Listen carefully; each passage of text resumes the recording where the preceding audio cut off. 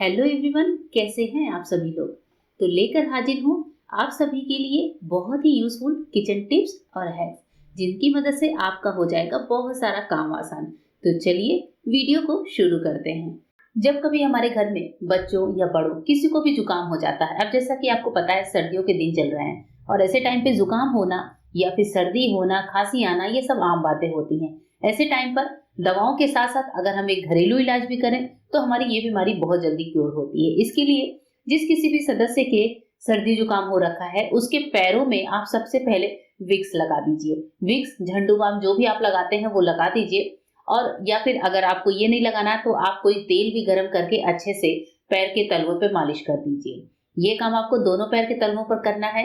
ये जो रेमेडी मैं आपको बता रही हूँ दोस्तों, इसको करते ही 2 घंटे के अंदर शरीर से जितना सर्दी जुकाम है वो सभी रिलीज हो जाता है। अब इसके बाद से आपको लेना है एक बड़ा फॉइल पेपर। फॉइल पेपर लेने के बाद पैरों में आपको फॉइल पेपर को अच्छे से लपेट देना है, इस तरीके से जैसे मैं आपको वीडियो में करके दिखा रही हूँ। फॉइल पेपर थोड़ा बड़ा होना चाहिए जिससे हमारे पैर पूरी तरह से कवर हो जाए। ये ट्रिक आप दोनों पर कर सकते हैं, चाहे वो बच्चे हों चाहे वो बड़े हों। बच्चों पर बहुत ही इफेक्टिव फॉर्मूला होता है। जैसे मैंने अभी यहाँ पर एक पैर को अच्छे से कवर किया है, अब दूसरे पैर को भी हम कवर कर देते हैं। इसके बाद से आप बच्चे बड़े जिसको भी सर्दी जुकाम बहुत ज्यादा है, नाक वगैरह बह रही है, वो उनको आराम से बिस्तर पर बिठा दीजिए। 1 से 2 घंटे बाद ही पैरों में इतनी ज्यादा गर्माहट होती है कि बहुत ज्यादा गर्मी लगने लगती है। ऊपर से आप सॉक्स भी पहना सकते हैं और शरीर से जितना भी जुकाम है वो 2 घंटे के अंदर ही क्योर हो जाता है। आप एक बार जरूर इस इफेक्टिव चीज को करके देखिएगा, क्योंकि जो फॉइल पेपर होता है वो बॉडी में हीटिंग का काम करता है। इससे जो है हमारे पैर जितने ही ज्यादा गर्म होते हैं उतनी ही जल्दी हमारा सर्दी जुकाम खत्म होता है।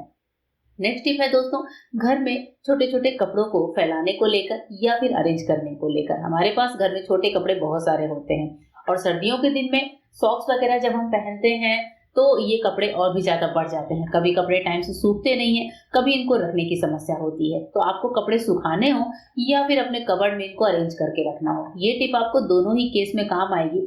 जैसे हमारे पास छोटे बच्चों की बहुत सारी चीजें होती हैं, ग्लव्स है, उनके अंडरवियर बनियान है, और हमारे मास्क वगैरह होते हैं, छोटे छोटे टॉवल होते हैं, सॉक्स होते हैं। तो इनको अरेंज करने के लिए आप ले लीजिए एक हैंगर, और हैंगर में इस तरह से जो क्लॉथ पिन होते हैं वो लेकर 5 से 6 लगा दीजिए। जितने भी कपड़े आपको लगाने हैं वो उतनी ही क्लॉथ पिन आप लगा दीजिए। क्लॉथ पिन में क्या करना है, आपको सारे कपड़ों को 1 बाय 1 एक एक क्लॉथ पिन में एक एक कपड़े को लगा देना है। अगर आपको धूप में कपड़े सुखाने हैं छोटे कपड़े, तो भी कम स्पेस में आप इस तरीके से कपड़ों को बहुत अच्छे से सुखा सकते हैं। किसी भी हुक पर, खूंटी पर या फिर तार वगैरह पर इस हैंगर को लटका दीजिए। धूप में बहुत जल्दी कपड़े सूखते हैं। कबर्ड में भी इस तरीके से आप कपड़ों को अरेंज करके रख सकते हैं। तो जब भी आपको स्पेस की दिक्कत हो तो स्पेस सेविंग ये आइडिया आपके बहुत ज्यादा काम आएगा, हर तरह की सूरत में काम आएगा।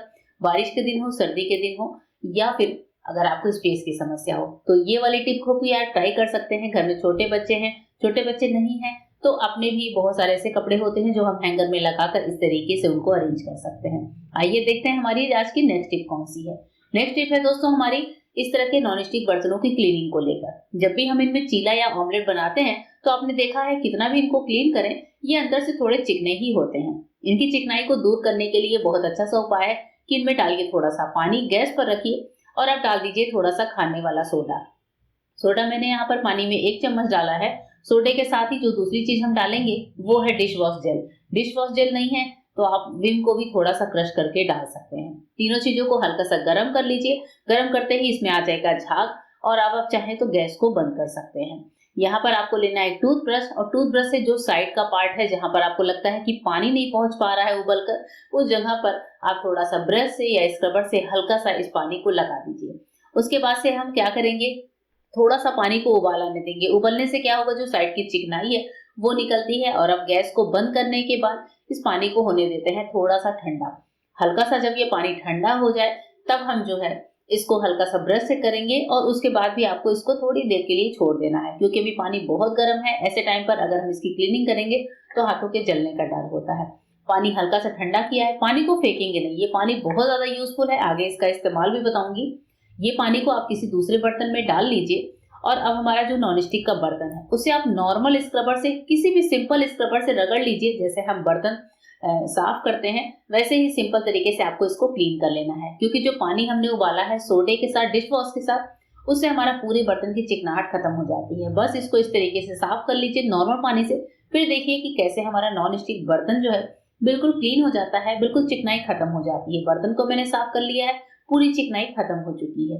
अब जो पानी हमने बचाया है उसमें हम क्या कर सकते हैं? उसमें जैसे हमारे पास दोस्तों पोछे के कपड़े होते हैं, किचन का जो टॉवेल होता है, हमारे जो जुगने होते हैं, इन सबको भी हम इसमें डालकर अच्छे से साफ कर सकते हैं, जर्म फ्री कर सकते हैं, क्योंकि गर्म पानी है, सोडा है, काफी दम है इस पानी में। इसमें भिगोकर आधे घंटे के लिए मैंने अपने किचन वाले कपड़े को रखा था। साथ ही जो जूना है स्क्रबर ग्रीन वाला, उसको भी मैंने रख दिया था। और आधे घंटे के बाद जब हम इसे साफ करते हैं तो आप देखते हैं कितनी ज्यादा गंदगी इसमें से निकल रही है। जो हमारा किचन क्लॉथ है माइक्रोफाइबर का, उसमें से तो बहुत ज्यादा गंदगी निकली थी इस पानी में भिगोने के बाद। तो इस तरीके से इस पानी का रीयूज हम कर सकते हैं और अपने जो है डिटर्जेंट का फालतू खपत होने से बचा सकते हैं। इस तरीके से आप इस पानी को 2 तरीके से यूज कर सकते हैं। होप करती हूँ ये टिप भी आपको पसंद आई होगी। नेक्स्ट टिप है दोस्तों सिलेंडर को लेकर। सर्दियों के दिनों में एक समस्या आती है कि सिलेंडर में जो गैस होती है वो जम जाती है। इसका पता हमें तब चलता है जब हम सिलेंडर को बहुत ज्यादा हिलाते डुलाते हैं, कभी इसे धूप में रखते हैं, कभी इस पे गर्म पानी डालते हैं, पर ये सारी चीजें इतनी सेफ नहीं होती हैं। तो सिलेंडर को जब भी आप अपने गैस कुकटॉप के साथ फिट कर रहे हो नया सिलेंडर, तभी आप ये काम कर लीजिए। या फिर कोई सिलेंडर आप चेंज कर रहे हैं, आपके घर में लगा हुआ है, उस पर भी आप ये ट्रिक कर सकते हैं। इसके लिए हमें लेना होगा कोई पुराना स्वेटर। घर में आपको कोई सा भी ऐसा पुराना स्वेटर जरूर होगा जो थोड़ा ढीला ढाला सा है और साथ ही सिलेंडर के चारों ओर फिट आ जाए। तो आपको स्वेटर को लेना है, स्वेटर का बटन चेन जो भी है वो बंद कर दीजिए। अगर आपके पास स्वेटर नहीं है तो आप किसी शॉल की भी मदद ले सकते हैं, किसी पुराने ब्लैंकेट से भी ये काम कर सकते हैं। सिलेंडर को चारों ओर से कवर करिए। सिलेंडर के ऊपर क्या होगा, एक गरम लेयर सी बन जाएगी, सिलेंडर फुल टाइम हमेशा गरम रहेगा। इस तरह से सिलेंडर को स्वेटर पहनाकर अब आप आराम से इसको यूज करिए। आप देखेंगे कि सिलेंडर पूरी तरह से खत्म होता है, लास्ट मोमेंट तक ये चलता है और आपको बीच में ही इसके खत्म होने की दिक्कत नहीं आती है, क्योंकि अब गर्मी की वजह से गैस जमेगी नहीं, तो हमारा सिलेंडर पूरी तरह से यूज होगा। हमें इस पे ना ही गर्म पानी डालना पड़ेगा और ना ही इसे धूप में रखना पड़ेगा। तो इस तरह से आप अपने सिलेंडर की एक एक पाई गैस की कीमत वसूल कर सकते हैं। नेक्स्ट टिप है दोस्तों हमारे पर्स को लेकर। हमारे लेडीज के पास पर्स खूब सारे होते हैं, पर इन पर कभी कभी क्या होता है, इनकी शाइन खत्म हो जाती है या फिर इन पर गंदगी की एक लेयर सी होती है। अब इसे साफ तो कर नहीं सकते, डिटर्जेंट से मांज नहीं सकते, तो इसके लिए बहुत अच्छा सा उपाय आपके साथ शेयर कर रही हूँ कि जब आपको पर्स को क्लीन करना हो तो आप ले लीजिए वैसलीन।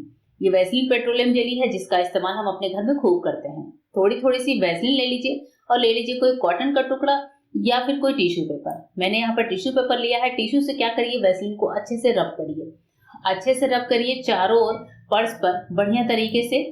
और उसके बाद आप देखेंगे कि टिश्यू पेपर में कितनी ज्यादा गंदगी आपके पर्स से निकल कर आ जाती है। इसके अलावा एक फायदा ये होता है कि पर्स की जो शाइन है वो बढ़ जाती है, क्योंकि अगर आपका पर्स लेदर का है तो वैसलीन से पॉलिश करते ही इसकी शाइन बढ़ जाएगी, और अगर सिंपल रेक्सीन का भी पर्स है तो भी आपका पर्स चमकने लगेगा। मैं अभी आपको टिश्यू पेपर दिखाऊंगी।